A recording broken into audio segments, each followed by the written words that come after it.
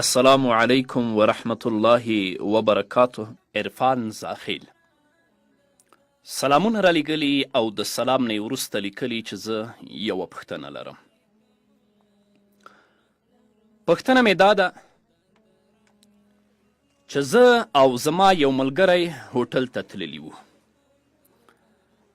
هلته د مازدیګر د لمانځه وخت شو. زما د ملګري اودس نه و، نو ویې ویل چې زه به د مازدیګر او ماښام لمونځ یو ځای وکړم. ما ورته وویل دا خو قضا دی چې ته د مازدیګر لمونځ قضا کوې او بیا د ماښام سره یو ځای کوې. نو بیا هغه راته ویل چې دې ته قضا مه وایه، ځکه چې رسول الله صلی الله علیه وسلم هم د یو وخت لمونځ بل وخت سره کړی، نو دا قضا نه ده. هیله ده چې د احادیثو په رڼا کې جواب راکړې، ځکه ملګری مې وایي چې یوازې قرآن او حدیث منم.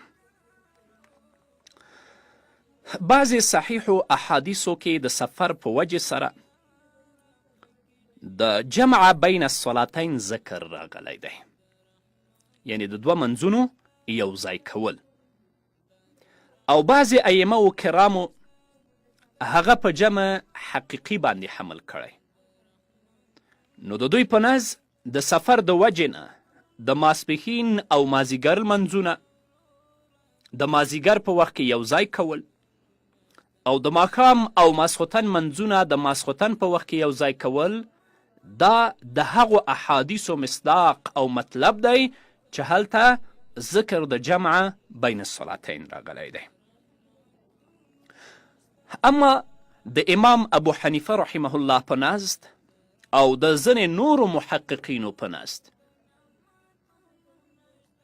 په هغو احادیثو کې چې ذکر د جمع بین الصلاتین راغلی،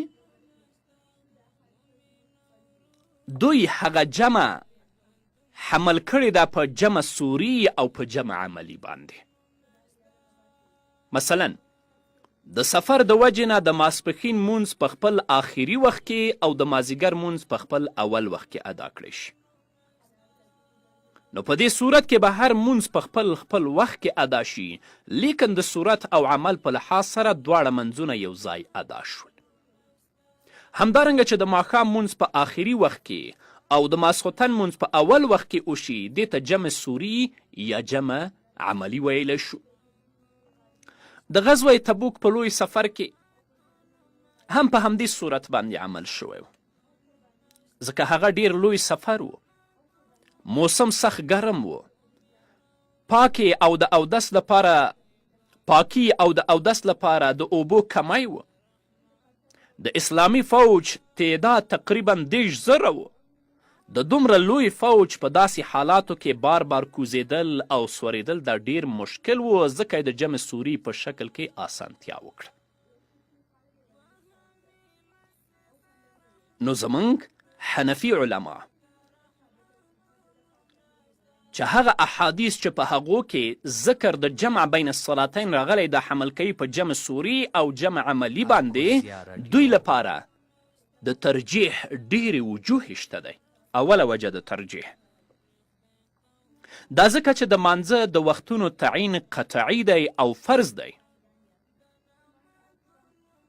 چې د قرآن کریم د ډیرو آیتونو او په 10 متواترو احادیثو باندې ثابت دی، او د ټول امت په دې باندې اجماع ده چې د جمع بین الصلاتین احادیث ټول خبر واحد دي. د قرآن د آیتونو او د متواترو احادیثو مقابله کې په خبر واحد کې تأویل ضروری او واجب وي.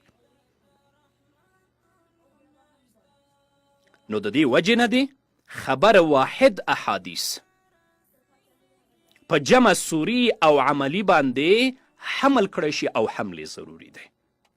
دا ځکه چې د قطعیاتو مخالفت ونشي. د ځنی دلیل په وجه په قطعی کې تخصیص او تعویل کول دا د انصاف تقاضا نه ده. دویمه وجه د ترجیح،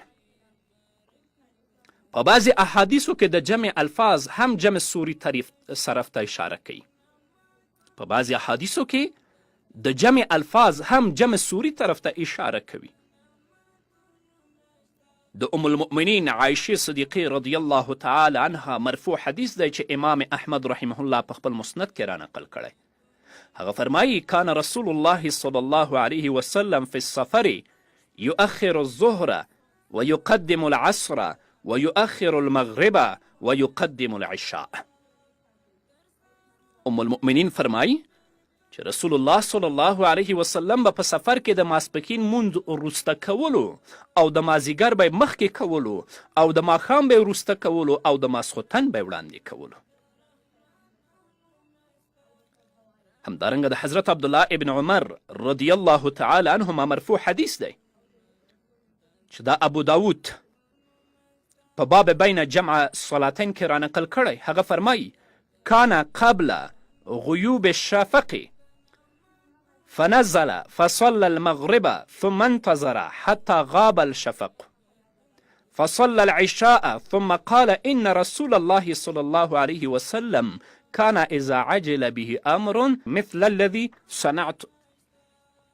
ابن عمر فرمای عبدالله ابن عمر په یو سفر کې د غروب شفق نه مخکې د سورلي نه کوز شه، د ماښام مونځ یې وکړه، بیا یې لږ انتظار وکړه، د شفق د ډوبېدو نه پس یې د ماسخوتن مونځ وکړه او بیا یې وفرمایل چې رسول الله صلی الله علیه وسلم به چې کله په سفر کې تلوار کولو نو هغوی به هم همدارنګه کولو څنګه چې ما وکړه.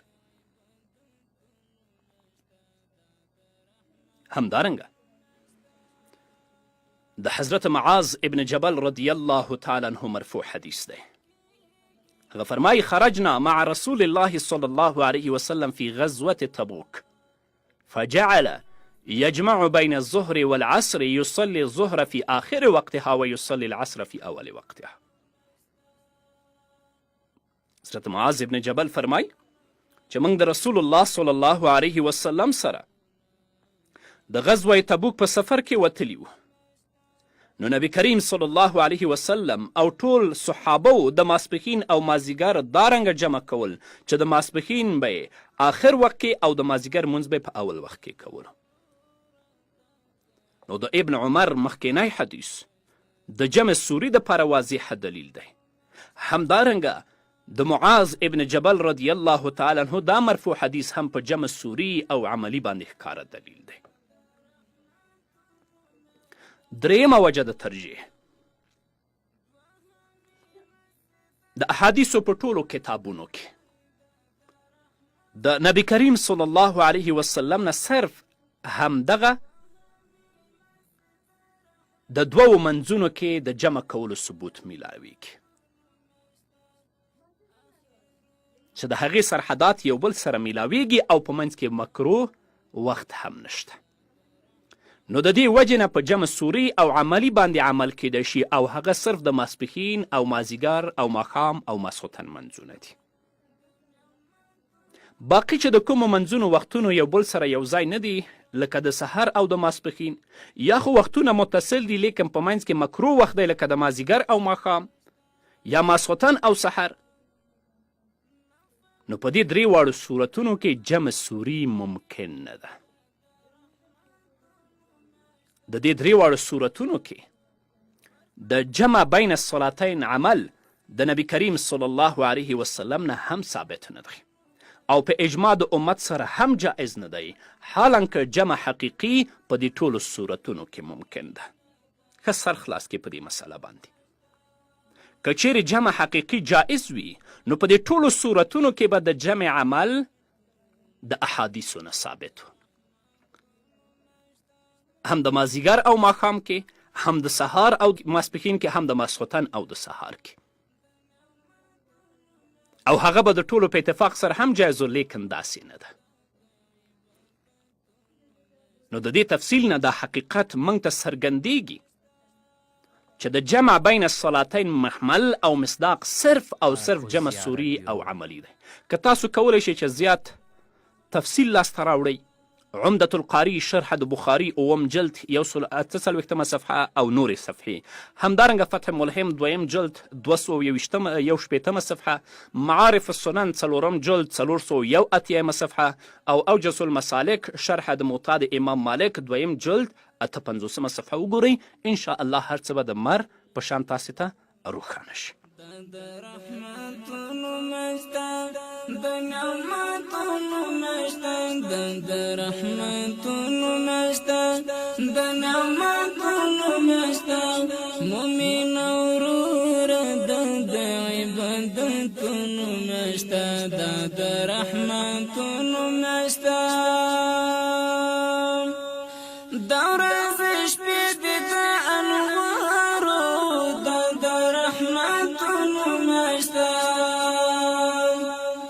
باید شي تیرې په اذکارو د رحمتونو میاشتا باید شي تیرې په اذکارو